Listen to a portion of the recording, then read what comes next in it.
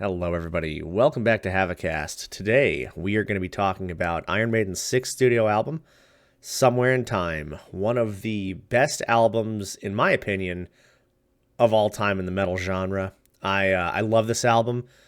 It frequently fights for the number one spot between Seventh Son and this one. They're both just. I love a lot of Iron Maiden. I love a lot of Iron Maiden albums. Power Slave's incredible. I really like Brave New World a lot. Number of the Beast is just an absolute classic. But man, Seventh Son and Somewhere in Time feel like, to me personally, they just speak to me a little more. They're tied to nostalgic feelings. They're both tied to some of the first ever songs I heard by Iron Maiden. They are just musically written so well. I love the pronounced harmonies and melodies in these songs. The airiness, the lightness. It feels very much like the first real foray into concept albums for Iron Maiden. And then also, it's just the instrumentals are so good. Every Iron Maiden album has a unique sound, a unique texture, colors associated with it. Like, for me, it's always been a more complete experience with this band, which is why I consider them my favorite band, because I feel them in such a different way than other music. I love their music, and this album, especially Somewhere in Time, just, it speaks to me on another level than a lot of the Iron Maiden discography. So I definitely always feel like this is a strong number one or two. These years from 86 to 89, the albums, the tours, everything was such a full-on visual and sonic experience, with the keyboards and synths being added really heavy in. There's a lot of controversy around this at the time, but it feels so 80s. And I don't know, when I look at like Stranger in a Strange Land, or when I look at like Wasted Years or something like that, and then the cover of the actual album, it really does build this world and this atmosphere. And before we get into the songs, I just want to talk about the album cover for a minute. It's so awesome. It's so unique, and there's so many little Easter eggs hidden throughout. It really feels like a window into the band, the artist, and the music as well. I think it's such an interesting cover, and it's very busy, but it doesn't feel too busy. It definitely paints a picture of how the album's going to feel. Now, Seventh Son definitely is the concept album. It fits the flow. It's the story. You go from start to finish. It opens the way it closes. It's really cool. Somewhere in Time is you can kind of loosely talk about like some kind of concept, or follow like, along with a plot of a main character that is not explicitly talked about, but you can kind of see that. But then there's just, it goes from like, hey, follow this story, to kind of, here's some songs that are about time and about history, and you just kind of go back into the Iron Maiden themes. So it's not a complete true concept album, but as far as the music goes, it feels like more of a concept album because of how consistent the tones, synths, and writing style is throughout the album. It's 8 songs again. These 3 years or so, well, not 3 years, but the 3 albums in the span of the last 85, 86, and 88, when Power Slave, Somewhere in Time, and Seventh Son are released. There's 8 albums on the actual CDs themselves, but they're 8 solid songs all the way through. So it's we're still in the golden age of Iron Maiden. We're still feeling great about the music they're putting out. Like I say, I mean, it was a pretty controversial album just because of how the synths were added in and everything like that, but still just absolute bangers. And looking back on these albums, I mean, they are just some of the best. It's incredible. So we're going to get into the rankings now.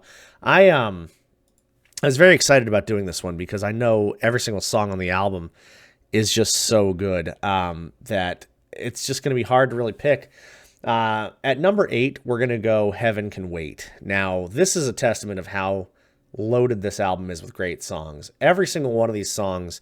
I also did kind of like a ranking on the side where it was like, which one, like songs that are incredible, songs that are okay, songs that are just, they're good, but they're missing something, and then songs that I don't like. Not a single one of these was even in the bottom half. It was all just really good songs, or songs I loved. Heaven Can Wait is especially good live. I've seen it live a couple of times. There's that crowd moment where everybody can get into it. It's a fantastic song all the way through. I like it's kind of like speed and upbeatness in places.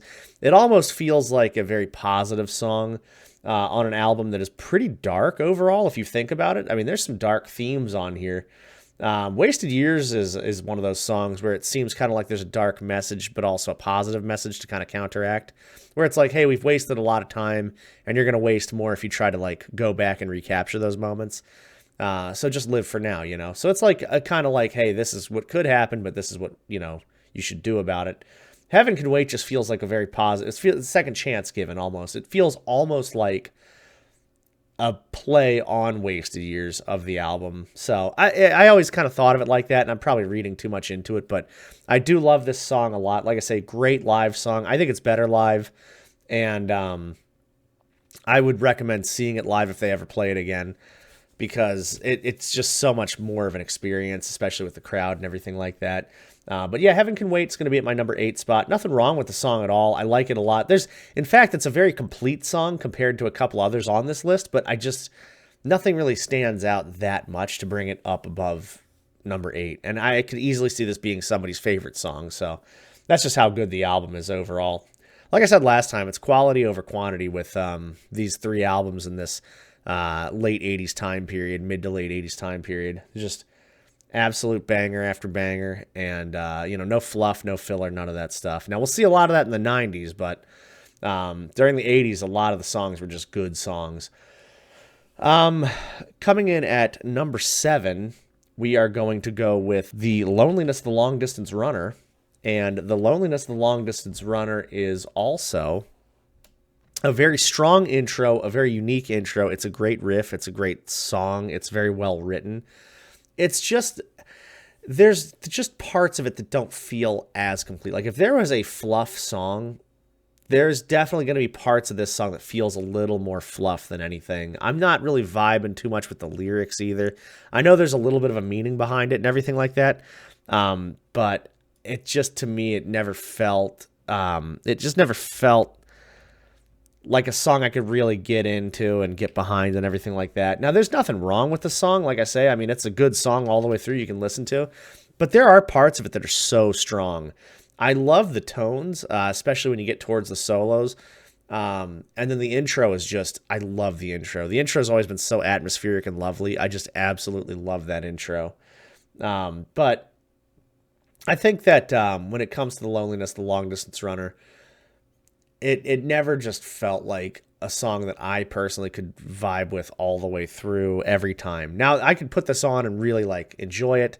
I could put it on and, kind of have it in the background, but it's not one that makes me just stop, drop, and, enjoy the music or get lost in a world or anything like that. And the top few of these songs on the album, I really get lost in a world. Like, they do such a great job of building the atmosphere. And so, this one, it just doesn't do as good a job all the way through. Moving on, we're going to hit number 6 up real quick. And number 6 is a pretty controversial one, I would say. My number 6 pick is Alexander the Great. And it's an awesome song. I love musically what they do. And it's an epic song. It's just a very strong, epic song. They finally got to play it live. I wish I could have seen it. That would have been great. But, yeah, for me, the only thing holding it back from being higher is that I just don't vibe as much with the vocals and the subject matter. I think everything feels a little kind of forced with the vocals. Now, the vocals are good, of course. It's Bruce Dickinson, but it just seemed like, what I like about Iron Maiden songs is a build-up. I like to hear I like to hear Bruce sing and then Bruce like really take it over the top and accentuate things. But everything in here felt like it was accentuated. So he's reading off history and stating things about Alexander the Great and stuff like that. It's very like theatrical, historical kind of thing, but it all feels very epic along the way. And it's sang that way, which I think is a good choice. I think it works. But I think I would have liked it personally a little better if there was maybe like, it's hard to hear it now without that. But I think if it was like kind of like one level of vocals and then carries it over like for the chorus, and then he bumps it up to that high, that falsetto. But yeah, it just feels kind of like it was on that same tone the whole way. Now, that's a great song. That's nitpicking because honestly, it's such a fantastic song. I absolutely love this one. It doesn't really have a whole lot of nostalgia tied to it for me. I was never really a big listener of this song either. I'd put on the album, and there were a few that I'd go to, a few that I learned on guitar, and this just was never the one that I would, go to. Um, so honestly, I think there's a lot working against it that's not really the song or the band's fault. I think it's just my own personal bias, which is, I mean, why we're doing the list either way. But yeah, I don't know. I think it's a great song. As an epic song, too, as a longer song, it doesn't feel very long either. So I like that a lot. The interlude kind of in the middle there, it feels just right also. Not my favorite, but it feels still pretty damn cool. The way they move into different parts seamlessly and change up the times a little bit.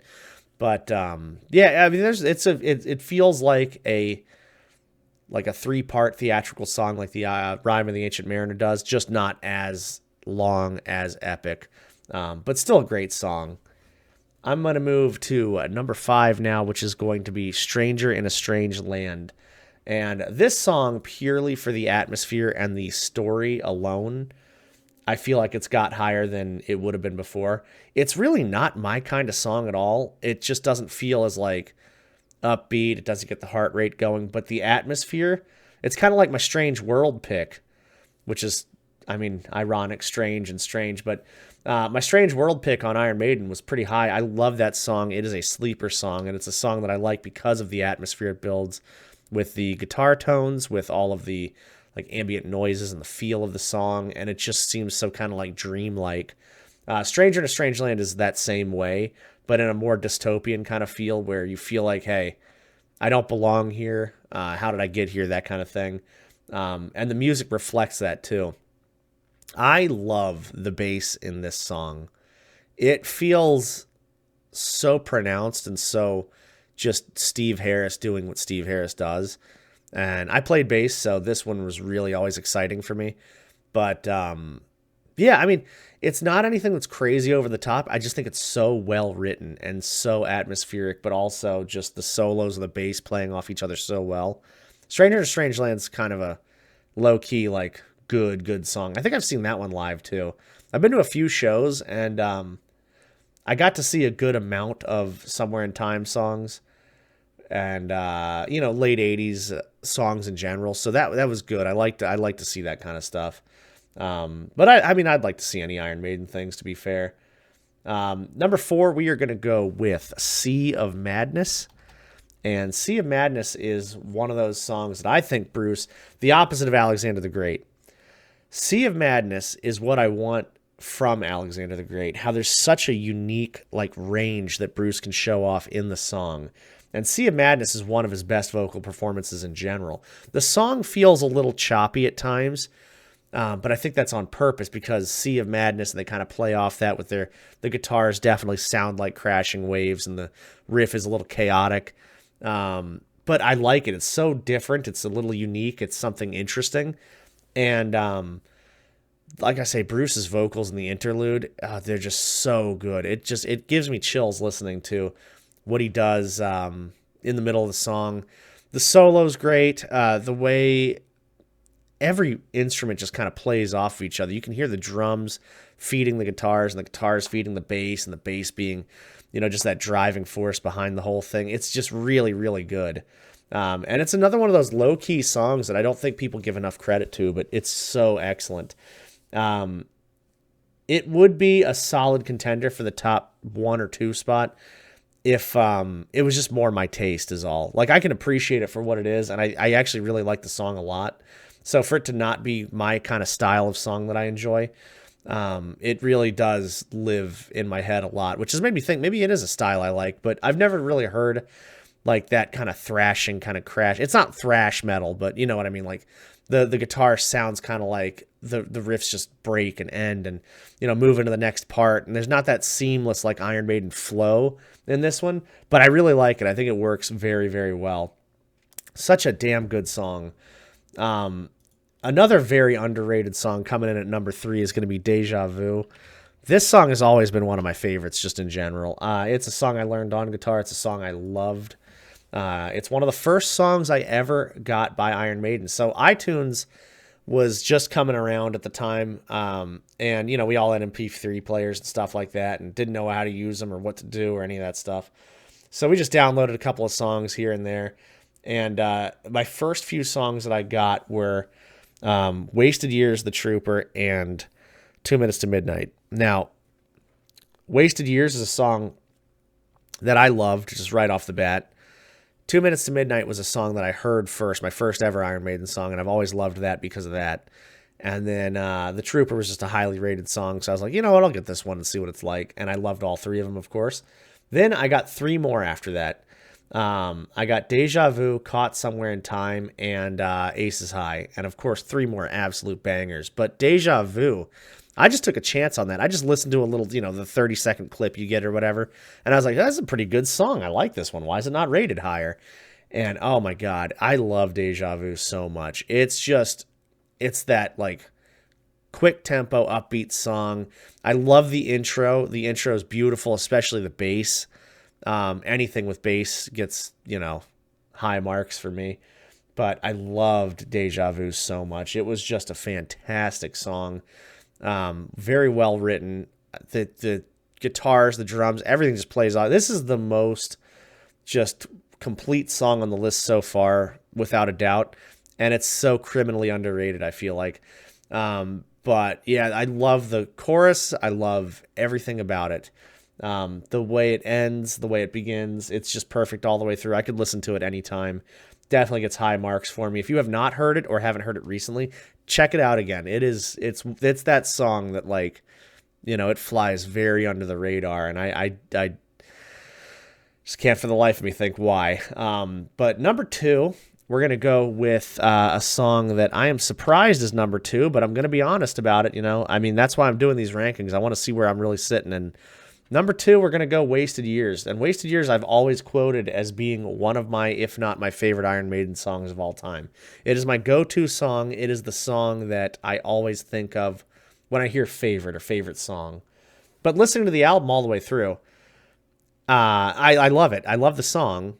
I love it so much. It's just one of those songs that is so tied to like a great message and that emotional feeling for the song, as much as it does for me.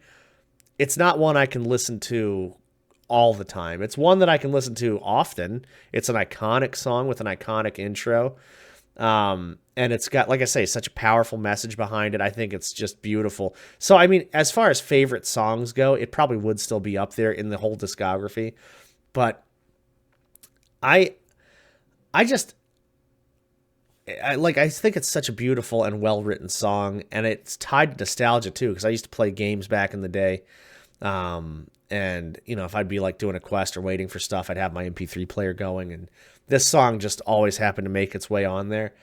But like I say, I just think that it is so tied to specific feelings and that messaging and everything. It's not one I can just pop in and listen to all the time. I can listen to it most of the time, but if I'm feeling like really good, it's not always one of those that I'm going to go to.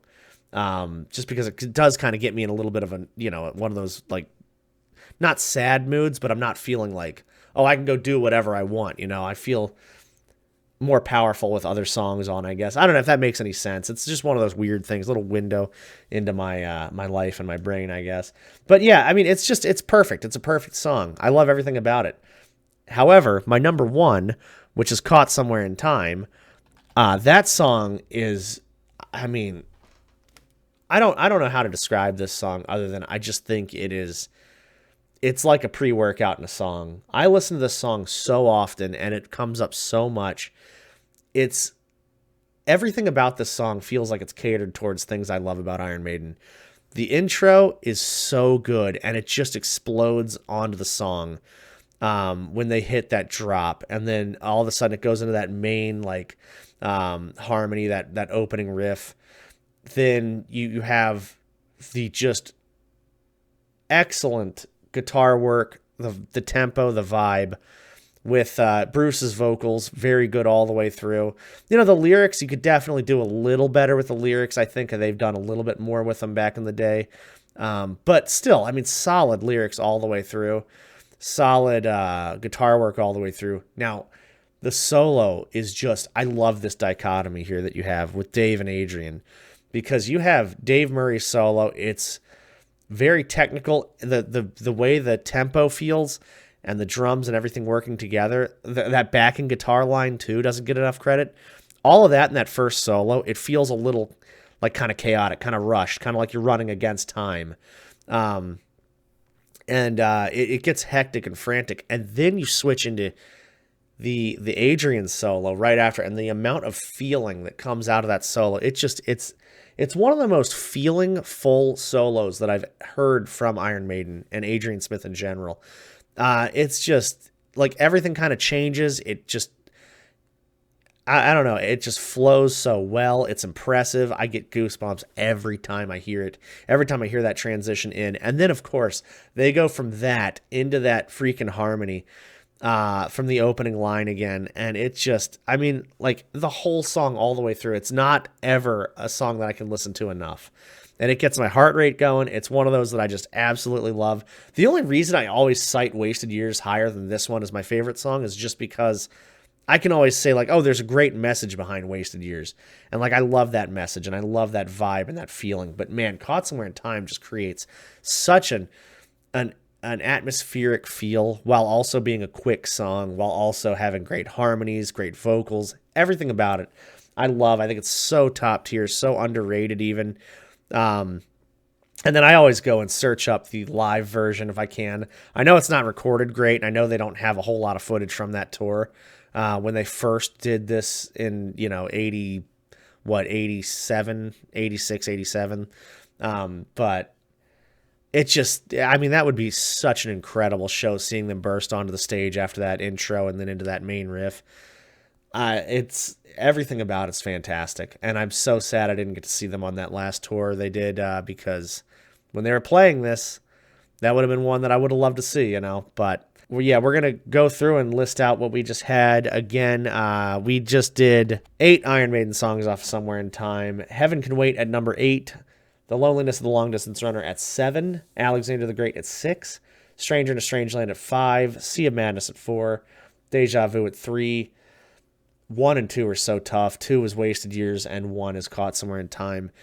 Just an absolute beautiful, well-written, incredible album. All of these songs, I mean, they all have spots in my heart. They all have spots in a lot of people's like top Iron Maiden songs, just in general, not even for the album, but just top songs in general. And as iconic as a lot of the intros in these songs are, Wasted Years with one of the most iconic guitar intros ever. It still just shows how great and diverse the catalog of Iron Maiden albums are. How much just hidden gems, and even the ones that are overplayed feel like they don't get enough playtime. And this is just the testament to how great the band is and how much I love them. But thank you all for hanging out. I appreciate that, and I will see you all in the next one. Please take it easy.